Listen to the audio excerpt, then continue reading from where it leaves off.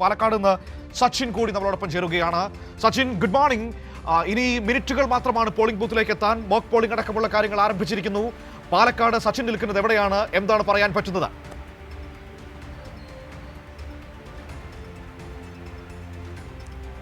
തീർച്ചയായും മനു, പാലക്കാട് ജില്ലയിലും mock polling ആരംഭിച്ചിട്ടുണ്ട്. എല്ലാ കേന്ദ്രങ്ങളിലും, അതായത് പാലക്കാട് ജില്ലയിലെ നഗരസഭയിലെ 27-ാം വാർഡിലെ പോളിംഗ് ബൂത്തിലാണ് ഞാനിപ്പോൾ നിൽക്കുന്നത്.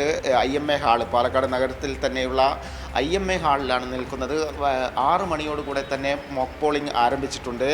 ഉദ്യോഗസ്ഥരും അതേപോലെ തന്നെ വിവിധ രാഷ്ട്രീയ പാർട്ടി പ്രതിനിധികളെല്ലാം ഇന്ന് പുലർച്ചയോടുകൂടെ തന്നെ ഇവിടെ എല്ലാം സജ്ജമായിട്ടുണ്ട്. നിലവിൽ ഇപ്പോൾ ദൃശ്യങ്ങളിൽ കാണുന്നത് പോലെ തന്നെ മോക്ക് പോളിംഗ് നടന്നുകൊണ്ടിരിക്കുന്ന ദൃശ്യങ്ങളാണ് ഇപ്പോൾ കണ്ടുകൊണ്ടിരിക്കുന്നത്. ഉദ്യോഗസ്ഥർ രാഷ്ട്രീയ പാർട്ടി പ്രതിനിധികൾക്ക് കാര്യങ്ങളൊക്കെ പറഞ്ഞു കൊടുക്കുകയാണ്.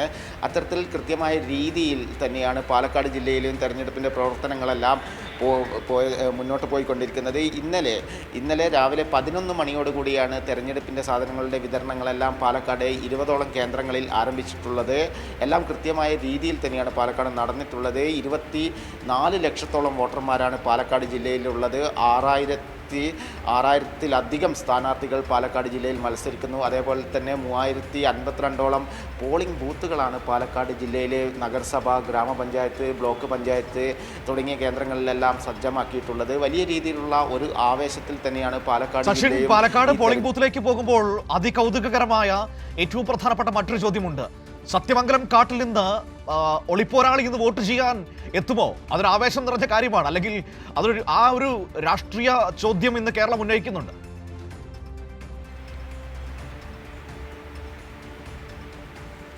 തീർച്ചയായും മനു, അത് തന്നെയാണ്. അതായത് വലിയ ആവേശം തന്നെ പോളിങ്ങിനെ കാണുന്നു എന്ന് തന്നെ മനസ്സിലാക്കാൻ വേണ്ടി സാധിക്കും. കാരണം 6 മണിയോടുകൂടെ തന്നെ വോട്ട് ചെയ്യാൻ വേണ്ടി സ്ത്രീകളടക്കമുള്ള ആളുകൾ എത്തി എന്നത് തന്നെ വലിയ കൗതുകകരമാണ്. ചേച്ചി എല്ലാ പ്രാവശ്യവും 6 മണിക്ക് എത്താറുണ്ടോ? എന്താ ജോലി സംബന്ധമായ കാര്യങ്ങളാണ്? വോട്ട് ചെയ്തിട്ട് പോകാനുള്ള തീർച്ചയായും മനു, രാവിലെ 6 മണിയോടുകൂടെ തന്നെ വോട്ട് ചെയ്യാൻ വേണ്ടി ഇവിടെ വോട്ടർമാർ എത്തിയിട്ടുണ്ട്. അതിൽ പ്രധാനമായും നേരത്തെ പറഞ്ഞതുപോലെ തന്നെ രാഹുൽ മാങ്കൂട്ടത്തിൽ വിഷയമടക്കമുള്ള കാര്യങ്ങൾ എന്തായാലും ചർച്ചയാകും. കാരണം പാലക്കാട് ജില്ലയിൽ വലിയ രീതിയിൽ ചർച്ചയായതാണ് ഈ രാഹുൽ മാങ്കൂട്ടത്തിലുമായി ബന്ധപ്പെട്ടുകൊണ്ടുള്ള വിഷയങ്ങൾ. അതിൽ പ്രധാനമായും രാഹുൽ മാങ്കൂട്ടത്തിൽ, അതായത് കഴിഞ്ഞ 13 ദിവസത്തോളമായി പാലക്കാട് നിന്നും രാഹുൽ മാങ്കൂട്ടത്തിൽ മുങ്ങിയിട്ട് സ്ത്രീപീഡന പരാതിയുമായി ബന്ധപ്പെട്ടുകൊണ്ട് വലിയ രീതിയിലുള്ള ഒരു ആരോപണമാണ് രാഹുൽ മാങ്കൂട്ടത്തിനെതിരെ ഉയർന്നിട്ടുള്ളത്. ഇതിൻ്റെ ഭാഗമായിട്ട് തന്നെ നേരിട്ട് യുവതി രാഹുൽ മാങ്കൂട്ടത്തിനെതിരെ പരാതി നൽകുന്നു. തുടർന്ന് രാഹുൽ മാങ്കൂട്ടത്തിൽ പാലക്കാട് നിന്നും മുങ്ങുന്നു. അത്തരത്തിൽ വലിയ ഒരു രാഷ്ട്രീയ പ്രതിസന്ധി തന്നെയാണ് പാലക്കാട് ജില്ലയിൽ UDF നേരിട്ടത്. കാരണം പാലക്കാട് ജില്ലയിലാണ് രാഹുൽ മാങ്കൂട്ടത്തിനെ ഷാഫി പറമ്പിൽ കൊണ്ടുവന്ന് മത്സരിപ്പിക്കുന്നത്. തുടർന്ന് രാഹുൽ മാങ്കൂട്ടത്തിൽ ഇവിടെ ജയിക്കുന്നു. എന്നാൽ പാലക്കാട് മണ്ഡലത്തിൽ നിന്നും അതേപോലെ തന്നെ രാഹുൽ മാങ്കൂട്ടത്തിൽ ചെയ്തതെല്ലാം വിവാദമാവുന്ന ഒരു കാഴ്ചയാണ് നമുക്ക് കാണാൻ വേണ്ടി സാധിച്ചത്. തുടക്കം മുതൽ തന്നെ തെരഞ്ഞെടുപ്പിൻ്റെ ഭാഗമായി വിവാദങ്ങൾ ഉണ്ടാകുന്നു. അതിനുശേഷം നിലമ്പൂർ തെരഞ്ഞെടുപ്പിൻ്റെ ഭാഗമായി വിവാദമുണ്ടാക്കുന്നു. ഒടുവിലാണ് സ്ത്രീപീഡന വിഷയവുമായി ബന്ധപ്പെട്ടുകൊണ്ട് വലിയ രീതിയിലുള്ള തെളിവുകളും ആരോപണങ്ങളും മറ്റും പരാതികളൊക്കെ വരുന്നത്. തുടർന്ന് രാഹുൽ മാങ്കൂട്ടത്തിൽ പാലക്കാട് നിന്ന് മുങ്ങിയിരിക്കുകയാണ്. ഇന്ന് രാഹുൽ മാങ്കൂട്ടത്തിൽ പാലക്കാട് പൊങ്ങുമോ എന്നത് തന്നെയാണ് രാഷ്ട്രീയ കേരളം ഉറ്റുനോക്കുന്നത്. കാരണം പാലക്കാട് കഴിഞ്ഞ ദിവസമാണ്, ഇന്നലെ ഉച്ചയോടുകൂടിയാണ് രാഹുൽ മാങ്കൂട്ടത്തിന് 2ാമത്തെ സ്ത്രീപീഡന പരാതിയിൽ മുൻകൂർ ജാമ്യം ലഭിച്ചിരിക്കുന്നത്. 1ാമത്തെ സ്ത്രീപീഡന പരാതി ഈ മാസം 15-ാം തീയതിയാണ് അതിൻ്റെ വീണ്ടും.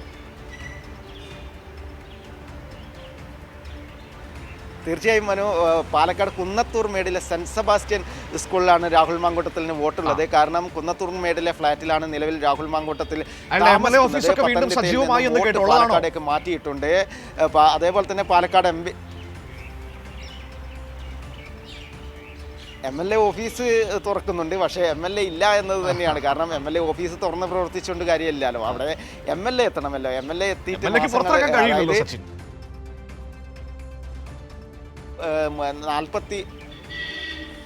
തീർച്ചയായും ഇപ്പോൾ വീണ്ടും മുങ്ങിയിരിക്കുകയാണ്. എവിടെയാണെന്ന് രാഹുൽ മാങ്കൂട്ടത്തിന് മാത്രമേ അറിയുള്ളൂ. അത്തരത്തിൽ ഒളിച്ചു കഴിയുന്ന രാഹുൽ മാങ്കൂട്ടത്തിൽ ഇന്ന് പൊങ്ങുമോ എന്നത് തന്നെയാണ് കേരളം ഒറ്റുനോക്കുന്നത്. പാലക്കാട് ജില്ലയെ സംബന്ധിച്ചിടത്തോളം രാഹുൽ മാങ്കൂട്ടത്തിൽ വിഷയവുമായി ബന്ധപ്പെട്ടുകൊണ്ട് തന്നെ തെരഞ്ഞെടുപ്പ് പ്രചരണമടക്കം പ്രതിസന്ധിയിലാവുന്ന ഒരു കാഴ്ചയാണ് കാണാൻ വേണ്ടി സാധിച്ചത്. പാലക്കാട് നഗരസഭയുടെ തെരഞ്ഞെടുപ്പിൻ്റെ പ്രചരണത്തിൻ്റെ ഒക്കെ ചാർജ് രാഹുൽ മാങ്കൂട്ടത്തിനായിരുന്നു.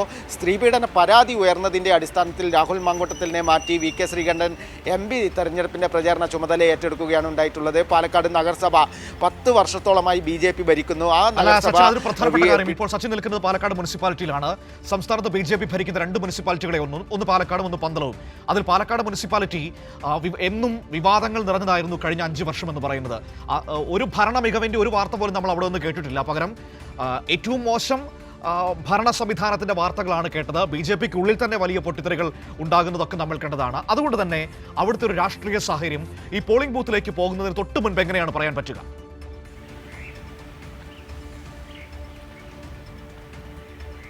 തീർച്ചയായും മനു അത് തന്നെയാണ്. കാരണം മനു നാട്ടുവണ്ടിയുമായി എത്തിയപ്പോൾ പോലും കണ്ടതാണ് പാലക്കാട് നഗരസഭ, അതായത് കേരളത്തിലെ 14 ജില്ലകളിൽ ഒരു നഗരസഭയ്ക്ക് ടൗൺ ഹാൾ ഇല്ലാത്ത ഒരു നഗരസഭ പാലക്കാടാണ്. അത്തരത്തിൽ വലിയ രീതിയിലുള്ള വികസനമില്ലായ്മയാണ് പാലക്കാട് നഗരത്തിലുള്ളത്. അതിന് ഒരു മാറ്റം വരുമെന്ന് തന്നെയാണ് അറിയാൻ വേണ്ടി സാധിച്ചത്. കാരണം മനു പറഞ്ഞതുപോലെ തന്നെ BJPക്ക് അകത്ത് തന്നെ വലിയ രീതിയിലുള്ള തമ്മിലടിയുണ്ട്.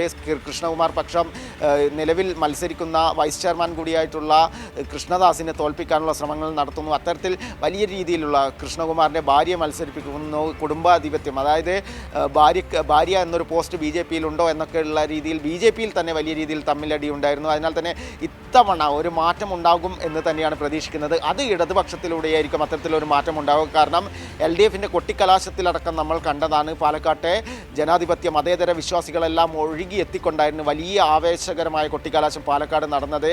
സമാനമായ രീതിയിൽ തന്നെ കഴിഞ്ഞ തെരഞ്ഞെടുപ്പിൽ, അതായത് 2020 തദ്ദേശ സ്ഥാപനങ്ങളുടെ തെരഞ്ഞെടുപ്പിലെല്ലാം ഇടതിൻ്റെ മേൽക്കോയ്മയാണ് പാലക്കാട് ജില്ലയിൽ ഉണ്ടായിട്ടുള്ളത്. 7 നഗരസഭകളിൽ 2 നഗരസഭ മാത്രമാണ് LDFന് നഷ്ടമായത്. ഒന്ന് മണ്ണാർക്കാട് UDF ഭരിക്കുന്നു, പാലക്കാട് BJP ഭരിക്കുന്നു. അത്തരത്തിൽ ജില്ലാ പഞ്ചായത്തിൽ എടുക്കുക മൃഗീയ ഭൂരിപക്ഷം 27 സീറ്റ് 30-ൽ 27 സീറ്റും നേടിക്കൊണ്ടാണ് LDFൻ്റെ ചെങ്കൊടി പാറിച്ചത്. അത്തരത്തിൽ ശക്തമായ രീതിയിലുള്ള ഒരു ആധിപത്യം ഇത്തവണയും ഉണ്ടാകും. പാലക്കാട് പഞ്ചായത്തുകളുടെ എണ്ണം 88 പഞ്ചായത്തുകളാണുള്ളത്. അതിൽ 62-ലധികം പഞ്ചായത്തുകൾ LDFനൊപ്പം ഉണ്ടായിരുന്നു. എന്നാൽ ചില രാഷ്ട്രീയ കാരണങ്ങളാൽ കൊണ്ടും അതേപോലെ തന്നെ മെമ്പർമാർ മരണപ്പെട്ട ഇതൊക്കെ വന്നതിന് ശേഷം 1-2 പഞ്ചായത്ത് LDFന് നഷ്ടപ്പെട്ടിട്ടുണ്ടെങ്കിൽ പോലും അതൊക്കെ വീണ്ടെടുക്കാനുള്ള ഒരു ആർജവം LDFനുണ്ടായിരുന്നു. പ്രധാനമായും സംസ്ഥാന സർക്കാരിൻ്റെ പിണറായി സർക്കാരിൻ്റെ വികസന നേട്ടങ്ങളും ക്ഷേമ പ്രവർത്തനങ്ങളും പറഞ്ഞുകൊണ്ട് തന്നെയാണ് LDFൻ്റെ പ്രചരണം മുന്നോട്ട് പോയിക്കൊണ്ടിരുന്നത്.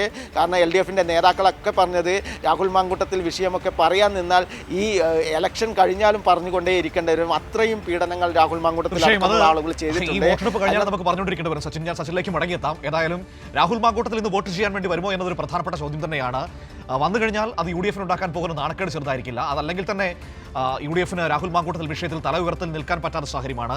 ഇതിനിടയിൽ ഇനി വോട്ട് ചെയ്യാൻ കൂടി വന്നു കഴിഞ്ഞാൽ അത് വലിയ പ്രതിസന്ധി ഉണ്ടാക്കുമെന്ന കാര്യത്തിൽ സംശയമില്ല. മറുഭാഗത്ത് പാലക്കാടിനെ സംബന്ധിച്ച് BJP പ്രതിസന്ധിയിലാണ്. സംസ്ഥാനത്ത് അവർ ഭരിക്കുന്ന 2 നഗരസഭകളിൽ ഒന്ന് പാലക്കാടാണ്. പക്ഷേ അവിടെ തമ്മിലടി, അതിന്റെ പ്രശ്നം ഒരു ഭാഗത്ത്, വികസനമില്ലായ്മയുടെ വലിയ വിഷയങ്ങൾ മറുഭാഗത്ത്. ഇത് വലിയ ചർച്ചയായി നിൽക്കുന്നുണ്ട്.